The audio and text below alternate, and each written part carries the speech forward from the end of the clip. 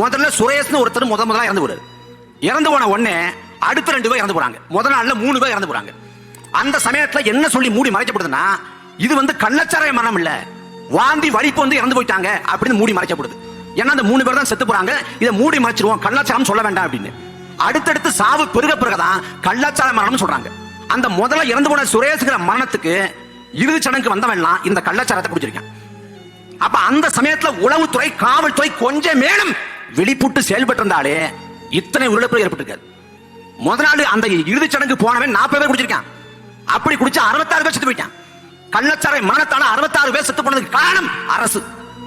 உடனே சொல்லுது, இது வந்து டாஸ்மாக்ல உள்ள அந்த சரக்குல கிக்கு இல்ல. ஏன் நீங்க வேணா நீங்க ஏதாவது காட்சி நீங்களே கொடுத்து விடுங்க. டாஸ்மாக் சாரத்தை கிக்கு இல்ல, அதனால தேடி போறான்னு. நாங்க டாஸ்மாக் மதுபான கடையை மூட சொன்னா அரசு என்ன சொல்லுது? மதுபான கடையை மூடினா கள்ளச்சாராயம் பெருகிடுங்குது.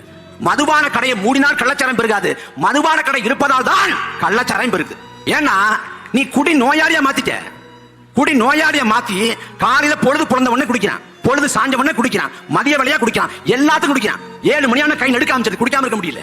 அப்படி குடி நோயாளியாக மாறி போன ஒருத்தன் வேலைக்கு போறதில்ல, வீட்டுல காசு இல்ல, அப்ப பொண்டாட்டி இருக்க பணத்தை பறிக்கிறான், இல்ல நகையை பறிக்கிறான், இல்ல தாலியா இருக்கிறான், ஒண்ணுமே இல்லையா, 20 ரூபா 30 ரூபா வாசல்ல நின்று இல்ல சாலையில நின்று பிச்சை எடுக்கிறான். அப்படி 30 ரூபா 40 ரூபா தேத்தி 120 ரூபா 130 ரூபாய்க்கு குடிக்க முடியலன்னா 40 ரூபாய்க்கு மலிவு விலை சாராயத்தை நாடுறான். அந்த மலிவு விலை சாராயம் தான் கள்ளச்சாராயம்.